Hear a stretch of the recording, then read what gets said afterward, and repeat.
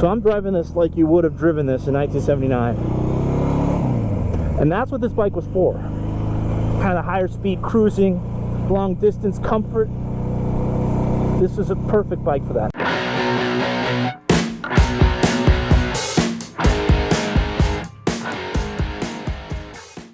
Hello, Dylan from Throttle Company Vintage Motorcycles. There it is, there's a perfect sign for me. There's our van. Here in Columbus, Ohio. We're gonna do another episode of In the Loop. There's some little eye candy. There's my own personal bike. There's a Moto Guzzis. I just did 2 videos. Moto Guzzis, check it out. 2021 V7, 2008 Harley Davidson Sportster. And then while this bike warms up, this is a vintage bike. See, I did 2 modern bikes with fuel injection. And while this bike warms up, which it needs a little minute, because it's a 4-cylinder with the carburetors and some 1979. This is a 1979 Kawasaki KZ1000 LTD. Now the major difference you'll notice right here between the regular model and the LTD is the seat.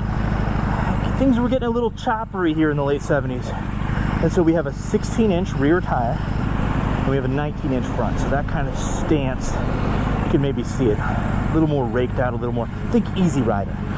That movie took off and everybody wanted a chopper. So I'm letting this bike warm up a little bit. The KZ1000, so I don't think I've done a video on it. Maybe I have. My dad's got a 76. You saw a little Easter egg of my dad walking around. There he is. 76 KZ900. The next year, in 1977, they did a KZ1000. And they started doing these LTD, like I said. Those were the chopper bikes. Those were the American market styled bikes. And that's what this is. This motorcycle we bought from a friend. So a guy that works here, Tony. Shout out to Tony. He'll never see this. He's not a YouTube guy.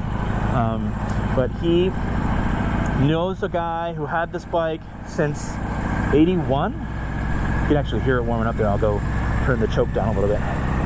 But so this is 79, like I said. This guy we got it from. Perfect. Right about 1,000. Guy we got it from bought it in 81. The original guy, guess, got spooked. Didn't want it, and then this guy owned it ever since. And he put on 13,000 miles, but you would never know it to look at this motorcycle. I mean, it is perfect. Pretty much perfectly stock. He said he added that chrome chain guard. I still am not sure if it came that way. Someone in the comments will know. You had one, I'm sure, and you'll tell me. Other than that, the 4-into-2 exhaust was an LTD thing. The other bikes came with a 4-into-4 exhaust. The 2 front disc brakes, the single disc in the rear. This was their flagship model, and they were putting everything on it. So you got I mean, 3 discs in 1979 was a big deal technology-wise. Kawasaki's signature dual overhead cam. You got a single camshaft here and a single camshaft here. Dual overhead cam design. Oh, there it is. Perfectly illustrating my point. I always forget what they decide to put on there. Hydraulic brake with a disc in the rear. It's just, the styling is awesome. I love this motorcycle. I was saying I might have to buy this myself, and someone, oh, you can't keep them all. This is one to keep, though. This is an awesome one. This one is for sale. I'm saying that. I don't know what the price is yet, but it's going to be a tough one. I'm going to be sad if this thing sells, and I probably will sell quick, but I mean, it's flawless. Look at the paint. I mean, this is how it was. This is just exactly it. I put new tires on here, and I filled up the forks. If he's watching this, he was very worried about me putting fork oil in there. He says, no fork oil in there. There's actually about half of what should have been. So not a total disaster, but not ideal. So brand new fork oil, brand new tires. So he had very old tires on there. They were tires they don't even make anymore and haven't made for years. Dunlop K81s. Very cool looking, very retro style, but they don't even make them anymore. You couldn't buy them. So I bought Dunlop 404 is basically the modern version of that. More of a cruiser type tire anyway. But this bike, man, is it nice.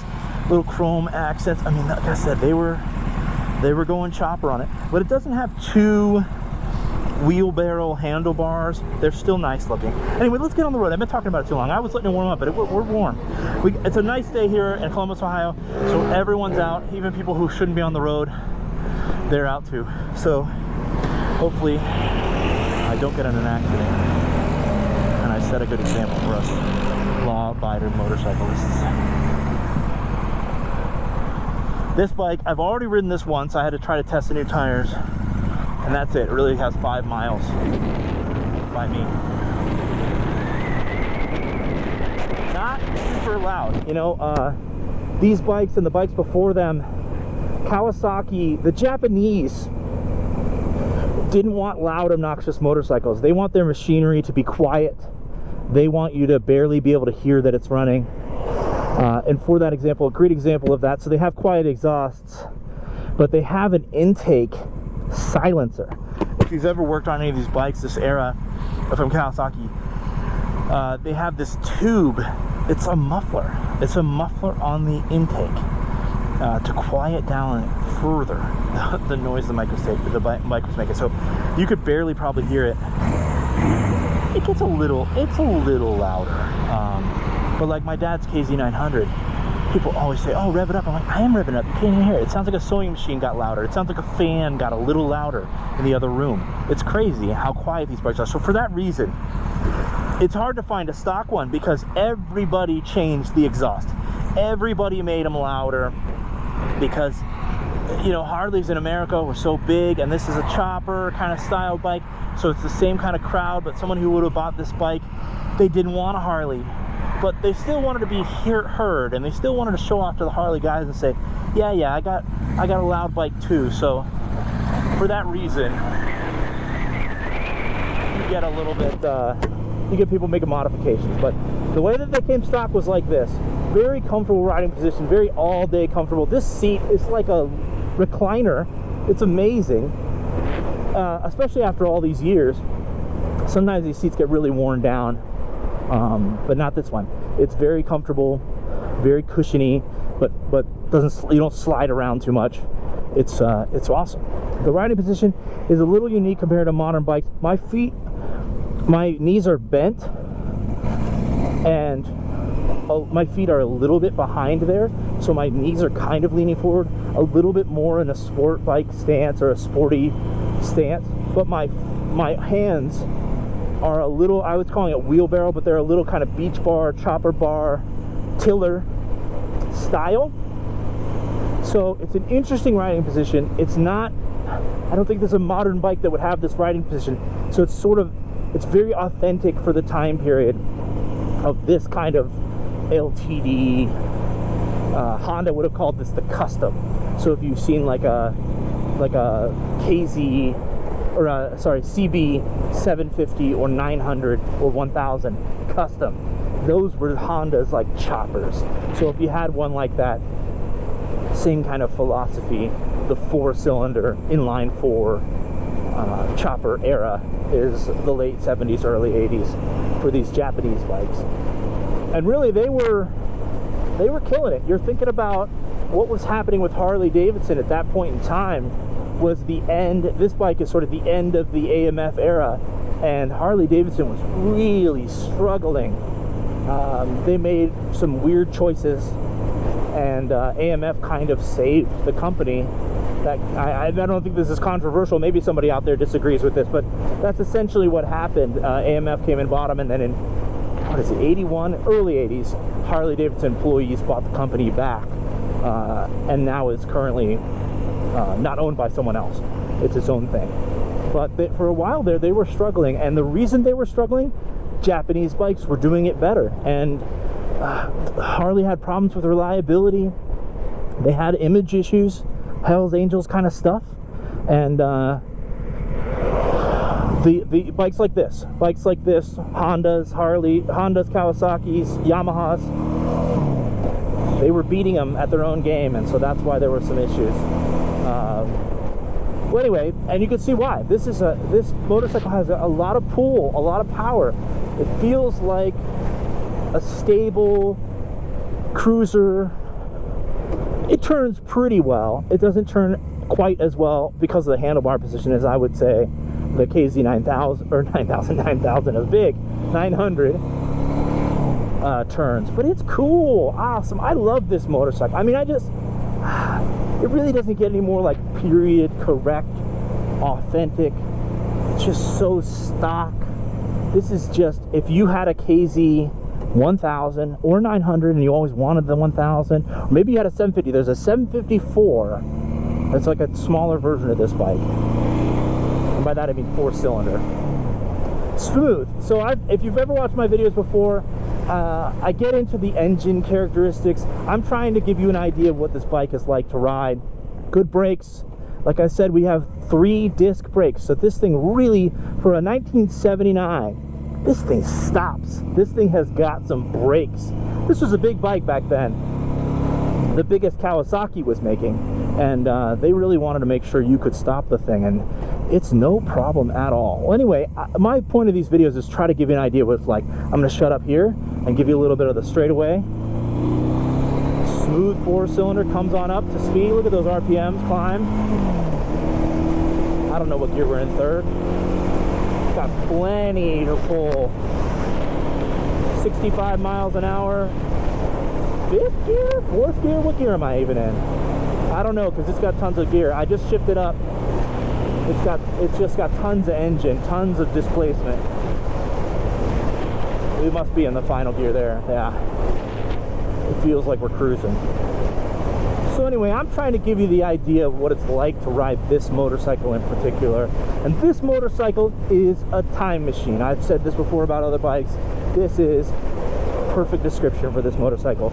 In 1979, and the guy who bought this, or I bought this from, he said 2 of his friends went and bought these brand new in 1979, and they bought them from the dealership, the matching colors, the 2 colors they offer basically, and the guy said, "Oh, don't just take them on, blast them on the highway," but he said they did. They got them up to 120 miles an hour. So I'm driving this like you would have driven this in 1979. And that's what this bike was for. Kind of higher speed cruising, long distance comfort. This is a perfect bike for that. I was talking about the engine characteristics earlier. If you don't know a lot about a bunch of different motorcycles, or you haven't ridden a lot of different motorcycles, that might just sound like inline 4 this, parallel twin that, V-twin this, whatever. Just sound like names, but really it has a lot to do with the characteristics of the motorcycle. So an inline 4-cylinder, or really multiple cylinders in a line, they're all in the crankshaft in the same way, they're all up and down in the same plane, so it makes it for a very smooth motorcycle. By the way, I think Kawasaki's of this era have the best vintage mirrors. They're just very stable. You see in this mirror, I can't even see vibration in that mirror at all. So it's a very smooth bike. You can see the RPMs, very consistent. Just a little tiny bit of fluctuation there, just over 1,000 RPMs, exactly what you want to see. Just a little bit of vibration in this handlebar, maybe because I'm not touching it. Yeah, when I touch it, when I have my hand on it, I got my clutch pulled in here. When I have my hand on it, it completely goes away. Try that with the 1979 Harley, it'll shake you to death. There's a friend, motorcycle friends, plenty of them out today. Well, anyway, the inline 4, smooth, lots of power, lots of horsepower, as opposed to more of the low-end torque. You have more high-end power, which makes this bike a perfect cruiser. People used to drag race these things.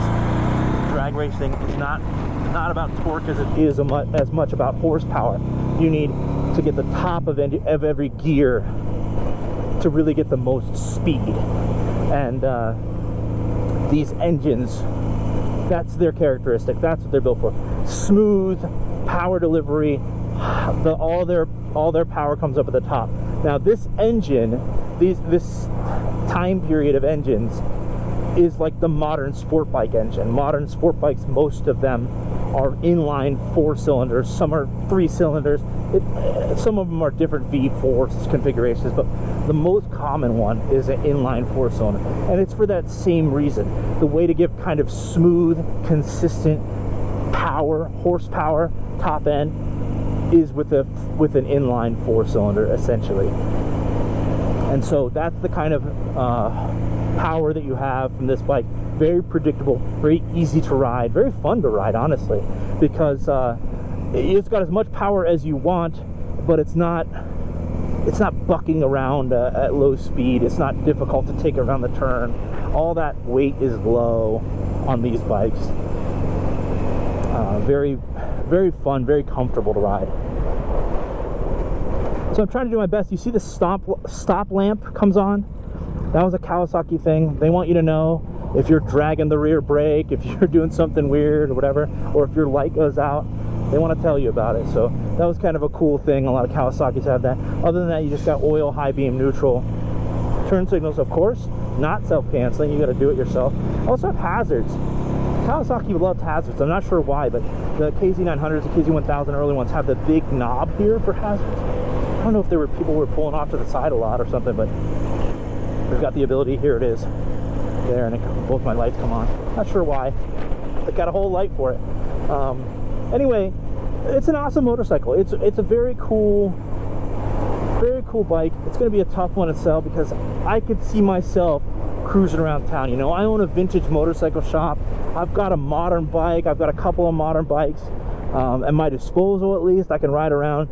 But man, you show up to a bike night in this, a bunch of people are going to come out. I know they do on the KZ900, and they say, oh, I used to have one of those, or I used to have the 1000, or my friend would drag race those. And you get every, you know, guy with nostalgia to come out and talk about it. Maybe that's you. Maybe you want to, somebody's here and watching this video right now, and they had one of these and they just miss it, because I get people into our shop every day that's the case. So anyway, you can see how well it runs. I was letting it warm up. I probably turned the camera on, I don't know, 30 seconds, 20 seconds after I first started it up, and you saw it warm up. Choke's fully down now, and we're just cruising, or the idle is just flawless. So anyway, if you're interested in this motorcycle, I think it's probably going to go quick. So give us a call, or put a comment down below, or send me an email, Dylan@throttlecompany.com or info@throttlecompany.com. And we ship bikes all the time, so if you're further away or whatever, and you want to know what it would cost, I can give you an idea of that as well. Anyway, thank you very much for watching. This was an absolute pleasure. I'm going to ride this bike a ton more, so any excuse to take it out, because it's awesome. And I'll see you next time on In the Loop.